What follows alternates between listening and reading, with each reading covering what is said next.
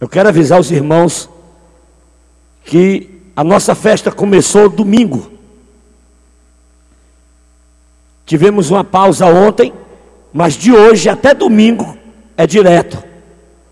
Terça, quarta, quinta, sexta, sábado e domingo. E vai até o dia 29. No dia 29, pela manhã, nós vamos ter um batismo nas águas. Nós vamos ter oração para Deus batizar com o Espírito Santo.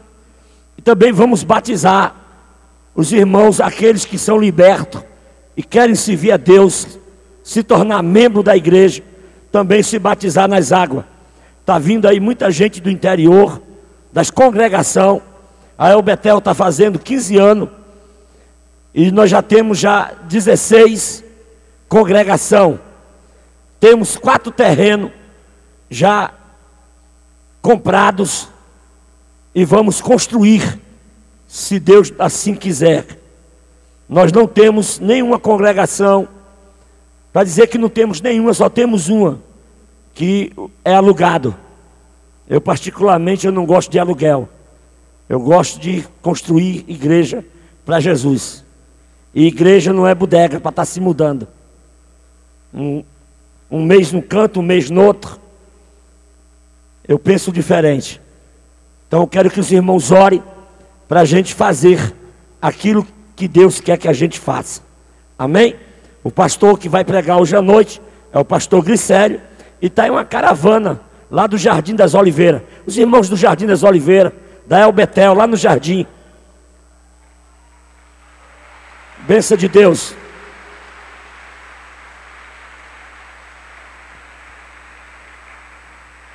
Os irmãos querem receber esses amados. Se é verdade, diga comigo assim, ó: sejam bem-vindos. Vocês estão em casa. Lá onde é a igreja do Jardim das Oliveiras, foi onde eu morei 23 anos. E quando eu saí de lá, eu passei 1 ano para vender a casa. Digo, vou vender essa casa. Eu não recebi uma proposta. Para dizer que eu não recebi, um homem ligou para mim. Ele disse, quanto é a casa? Eu disse o valor. Ele disse, mas o senhor parcela? Eu digo, eu parcelo. De 500, de 200. Eu quero é vender. Mas mesmo assim o homem não quis. Eu digo, não tem jeito não, vou fazer a igreja. A minha casa sempre foi uma igreja. Continua sendo. E é uma honra. A irmã Liduína, a Sandra, um bocado de gente aí que nós ganhamos para Jesus. Tem umas irmãzinhas da Assembleia de Deus, quando eu era da Assembleia de Deus, lá do Jardim das Oliveiras. Vocês são bem-vindas, viu? Deus abençoe vocês. Os irmãos querem continuar ouvindo Deus falar? Fique de pé, todo mundo aí, fica de pé. Vamos orar aqui pelo pastor Glicério. Ele estava me dizendo ali que estava nervoso. Eu digo, rapaz, é para estar cagado. Eu estou com 30 anos que prego, continuo nervoso. No dia que subir aqui em cima e não ficar nervoso, é porque morreu para Jesus. Porque na verdade, irmão, nós não somos nada, nós não fazemos nada, e tudo que fazemos, fazemos para a glória e honra de Jesus. Amém? Senhor, que nessa noite o teu filho desapareça e que tu apareça, que ele diminua e que tu cresça. Eu entrego ele em tuas mãos. Faz, Senhor, aquilo que tu queres fazer, porque nós estamos aqui para receber de ti. Somente de ti nós viemos a receber, Senhor. Eu entrego o teu servo nas tuas mãos, em nome de Jesus. Amém.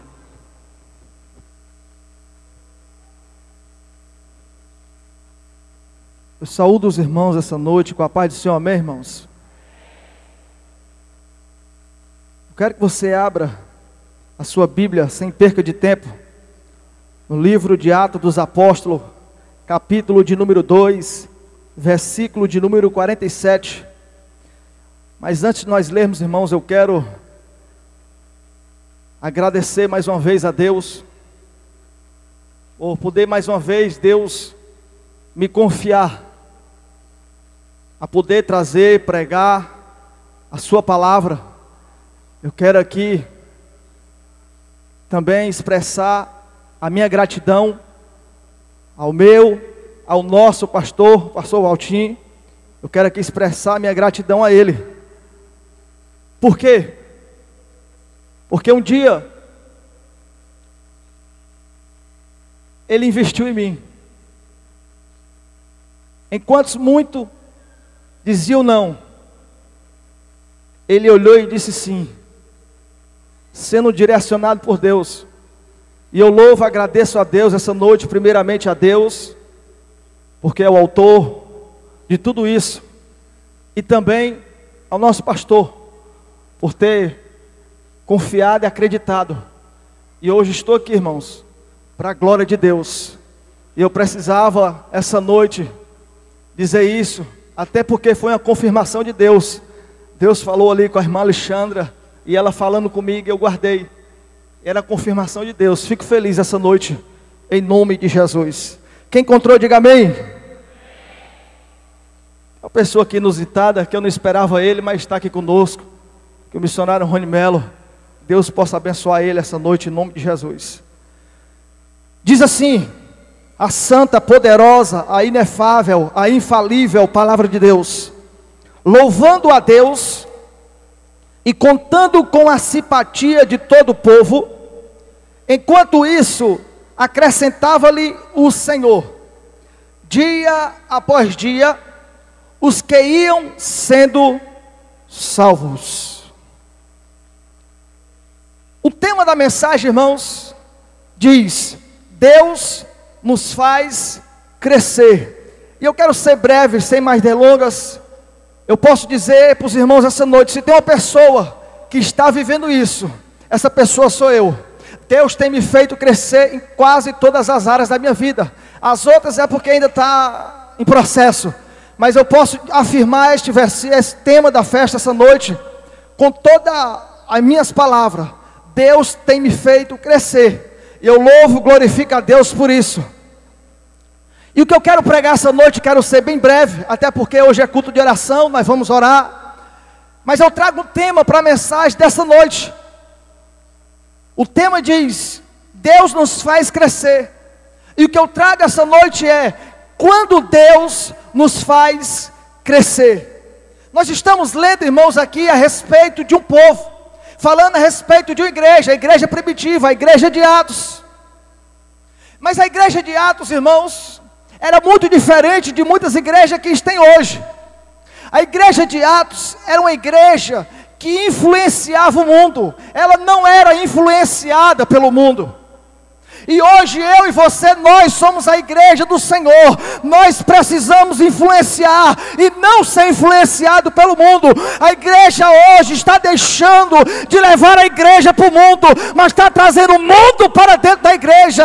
Ei, meu irmão, deixa eu te perguntar uma coisa essa noite. Você é a igreja do Senhor, vocês têm influenciado ou você está sendo influenciado pelo mundo?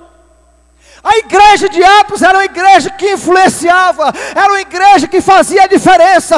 E Deus só vai fazer eu, você, a igreja crescer quando nós passarmos a influenciar este mundo. E essa noite eu quero trazer aqui 3 figuras que ilustra, que mostra, que enfatiza bem quem era a igreja de Atos. E que eu e você precisamos tomar, por exemplo, essa igreja primitiva, a igreja de Atos, para o nosso dia de hoje.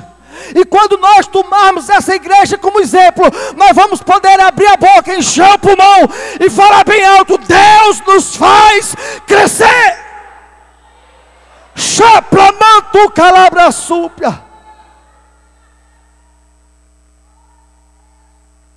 A igreja de Atos, ela era sal.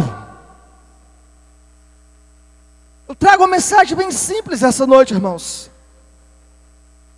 Lá no Evangelho de Mateus, capítulo de número 5, versículo de número 13. Jesus, olhando para os seus discípulos, ele diz assim: vós sois o sal da terra. Não o sal da igreja, mas o sal da terra. O sal tem poder, irmãos, de preservar da decomposição. O sal, ele tem poder de adiantar muito. A carne apodrecer. Sabe o que Jesus estava dizendo?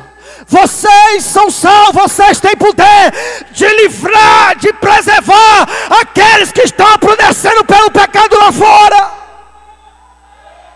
Enquanto nós não tomarmos por realidade isso, nós não vamos poder dizer: Deus nos faz crescer.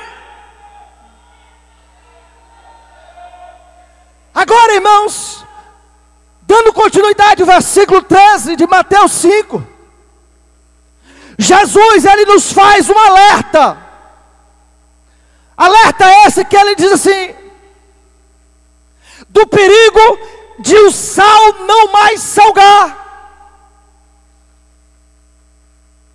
Ele nos alerta do perigo de o sal não mais salgar. Por quê? Porque quando o sal deixa de salgar, passa a ser insípido. Ele diz que o sal é lançado no chão, é lançado fora, e só presta para os homens passar, pisar por cima. Agora escute isso, irmãos. O que Jesus estava querendo nos ensinar, o que Jesus estava querendo nos dizer, em o sal ser jogado no chão e os homens passar por cima, pisar sobre ele. O que aprendemos com isso? Você é sal, você não foi chamado para ser pisado. No livro de Deuteronômio diz que Deus não nos chamou para estar por baixo, mas sim por cima. Deus não nos chamou para ser cauda, e sim cabeça. Agora escute isso, irmãos.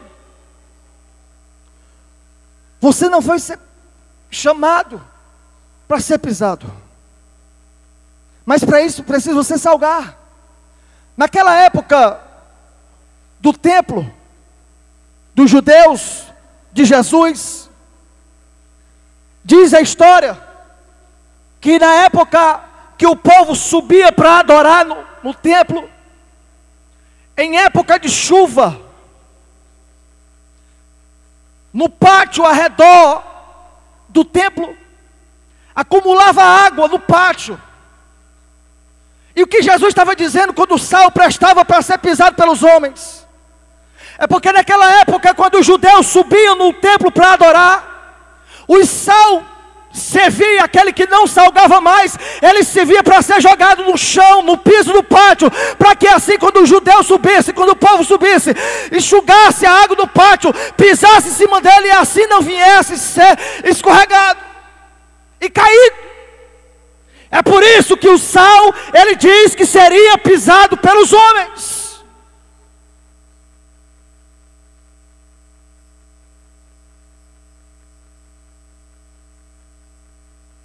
Você ainda está salgando? Entenda uma coisa, o sal no saleiro não presta para nada, irmãos. O sal guardado, ele não serve para nada. Jesus enfatizou bem: vós sois o sal da terra. Igreja, dentro da igreja só serve para uma coisa: para adorar, para louvar, para bendizer-se Deus. E se você está aqui esta noite no templo, então manda um brado de glória para Jesus essa noite. Escute uma coisa, irmãos. O sal, ele tem a sua personalidade. O sal, ele tem a sua personalidade. Que personalidade é essa? Ele age nos alimentos, mas ele não faz parte do alimento. Sabe o que eu estou dizendo para você? Você é sal, você tem que agir no mundo, mas você não pode compartilhar com o mundo. Você tem que agir no mundo, mas você não faz parte deste mundo. Tem a sua personalidade de cristão, tem a sua personalidade de crente, de salvo, de liberto de Deus. O sal, ele age na comida, mas ele não faz parte da comida.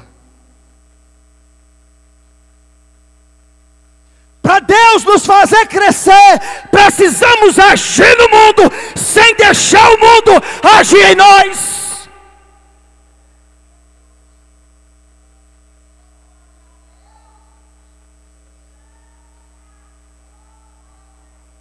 O que o sal causa em nós, quando a gente se dá uma colherada de sal na boca, você vai sentir o quê? Você vai sentir o quê? Diga assim: sede, sede, sede. 5,13 de Mateus diz assim, 5,6 de Mateus diz assim, ó: bem-aventurados aqueles que têm fome e sede de justiça. O problema hoje não é a falta de pão, porque pão nós temos, é a palavra. Não é falta de água, porque a Bíblia diz que nós temos uma fonte que não para de jorrar água.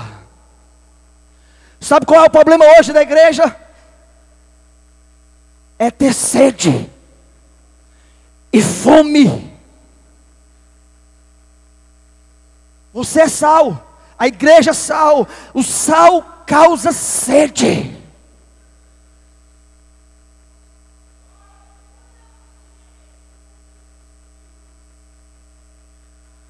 Escute uma coisa, irmãos, o sal, ele é o que dá gosto à comida.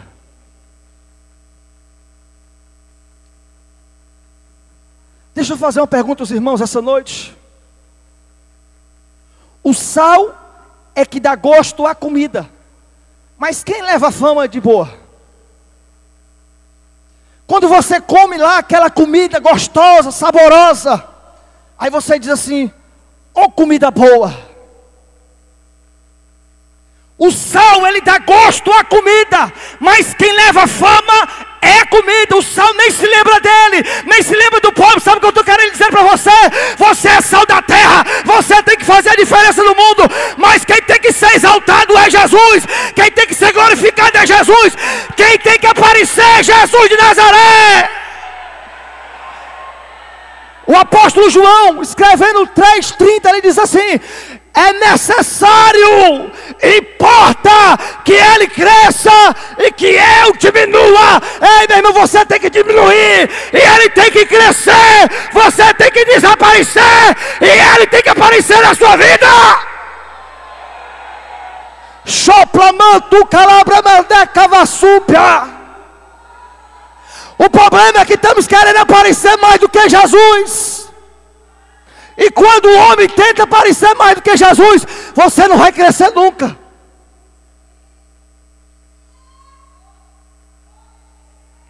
O problema é que hoje tem gente se achando que é alguma coisa, pensando que é alguma coisa.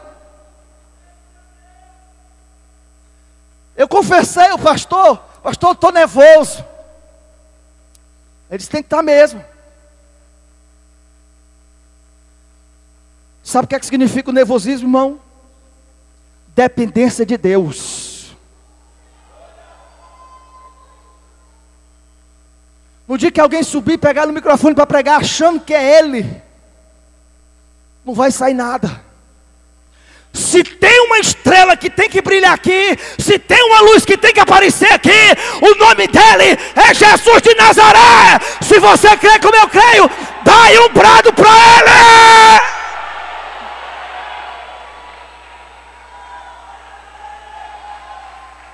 Se for para mim tá bom, se for para Jesus tá fraco.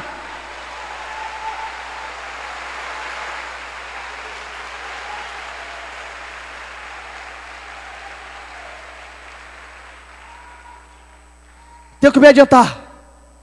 Segunda coisa, segunda figura que ilustra quem era a igreja de Atos e que fazia Deus os crescer. Ela era uma igreja sal. Segunda figura, era luz. Era luz. E muitas das vezes a luz aponta a direção. O apóstolo João diz assim: Jesus é o caminho, é a verdade e é a vida. Ninguém vai ao Pai senão por mim. Agora escute uma coisa.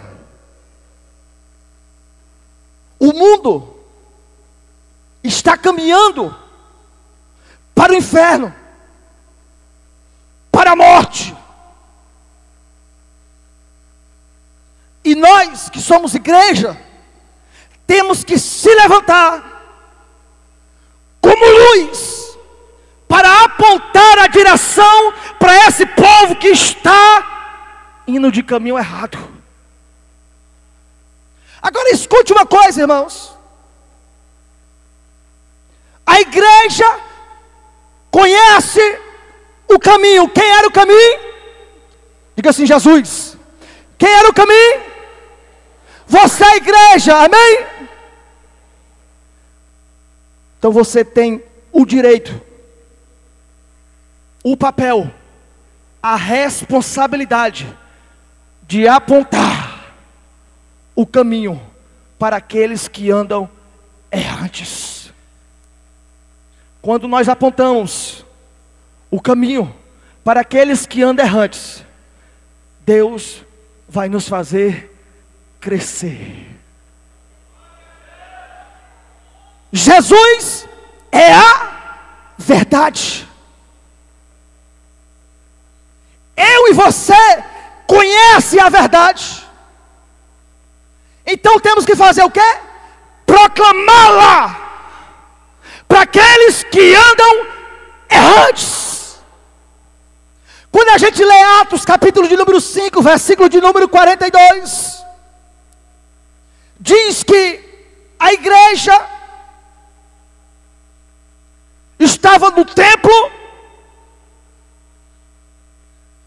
dia após dia, e de casa em casa, ensinando e pregando a Jesus de Nazaré. Agora eu pergunto, irmãos, como podemos ensinar se nós não soubermos o que dizer?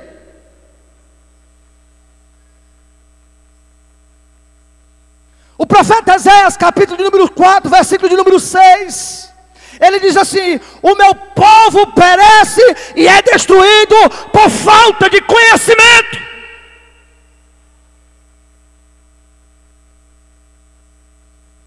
Ensinava e pregava todos os dias, de casa em casa. Por isso que Deus os fazia crescer. Jesus é o caminho, você deve apontar. Jesus é a verdade, você deve proclamar. Jesus é a vida, você deve compartilhar com aqueles que estão morrendo e perecendo lá fora.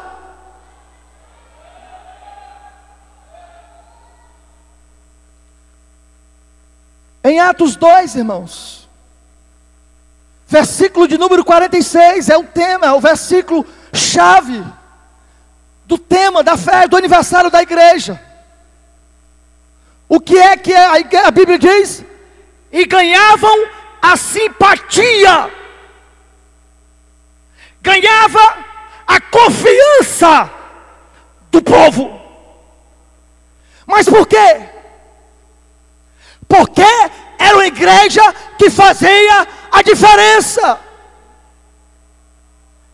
A igreja hoje é a entidade que mais cresce, irmãos, mas é a que menos faz a diferença.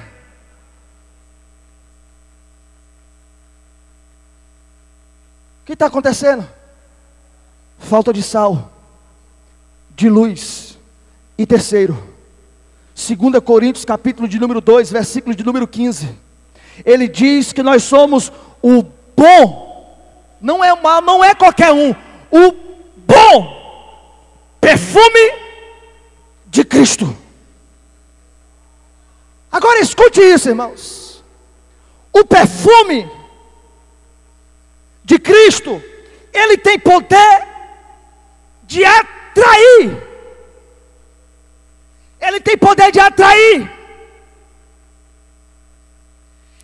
palavra atrair, ela está no verbo transitivo direto, que quer dizer o quê? A igreja tem poder de aproximar, de trazer.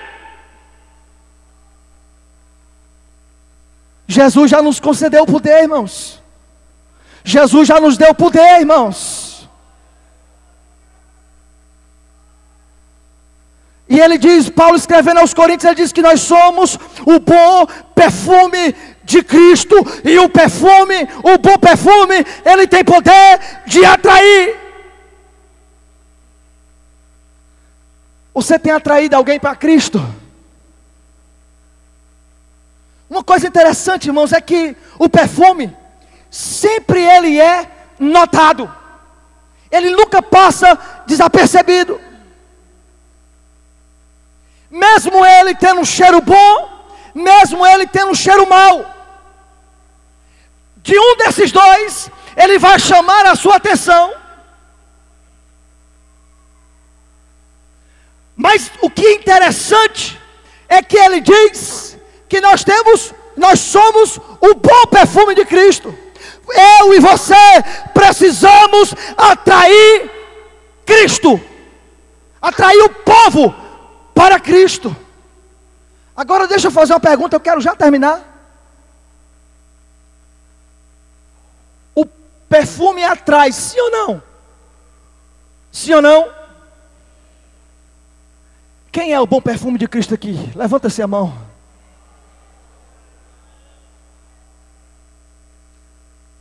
Deixa eu fazer uma pergunta. O perfume atrai. Você disse que você é o bom perfume de Cristo. O perfume não passa desapercebido. Agora deixa eu fazer a pergunta que não quer calar.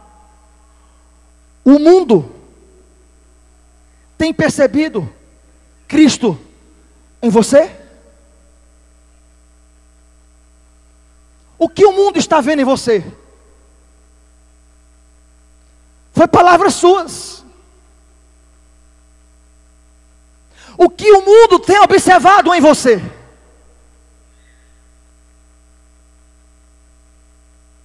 Ou nós estamos que nem aquela figueira, que Jesus se aproxima dela, ela florida, cheia de folhas verdes.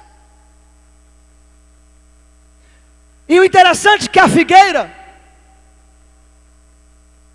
ela coloca primeiro os frutos, e depois vem as folhas. Ela é interessante, irmãos. Então quando Jesus olha para ela, ela vê ela florida, cheia de folhas. E se tem folha, tem fruto. Jesus se aproxima para extrair o fruto da figueira. E não se depara com nada, irmãos.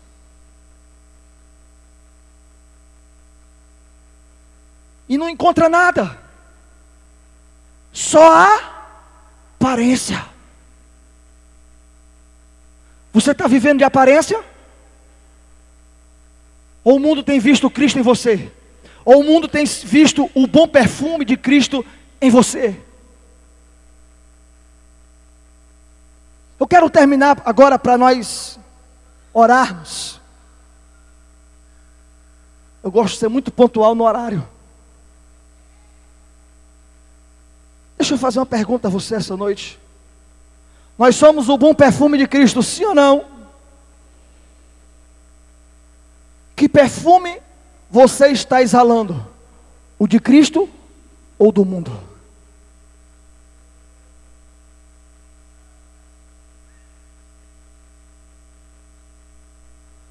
Não tem natura que dê jeito, irmãos. Não tem boticário francês, seja lá o quê, que encoberte o cheiro do pecado.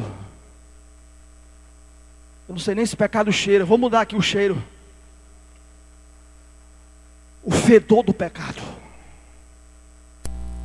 Você pode comprar a natura inteira. Olha para o teu irmão e diz assim: ei, meu irmão, que perfume você está exalando? O de Cristo ou do mundo?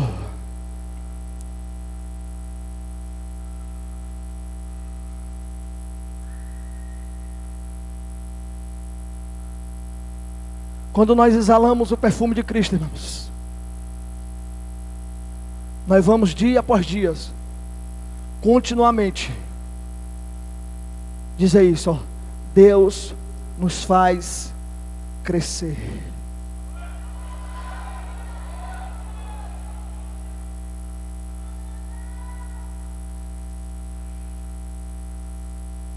Só quem está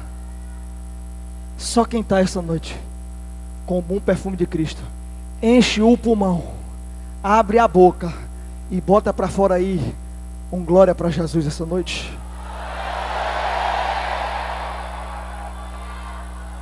Bata a palma para Jesus essa noite, bata a palma para Jesus.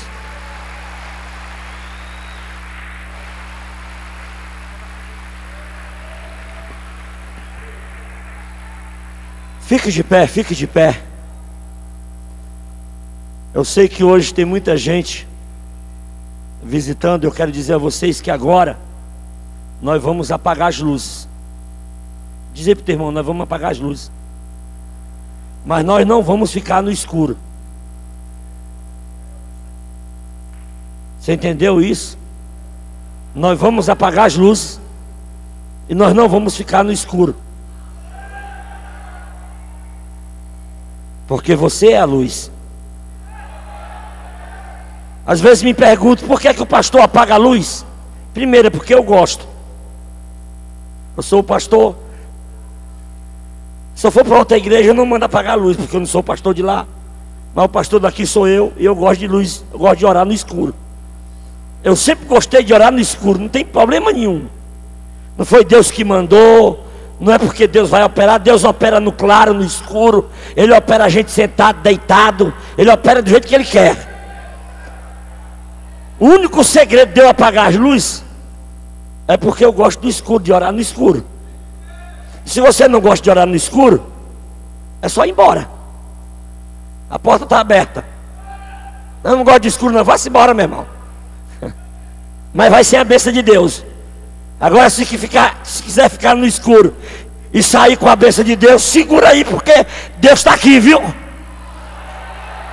Deus está aqui e Ele falou nessa noite, hein? Quem tem ouvido é que ouça o que o Espírito diz à igreja. Zé Valdo, apaga a luz, Zé Valdo.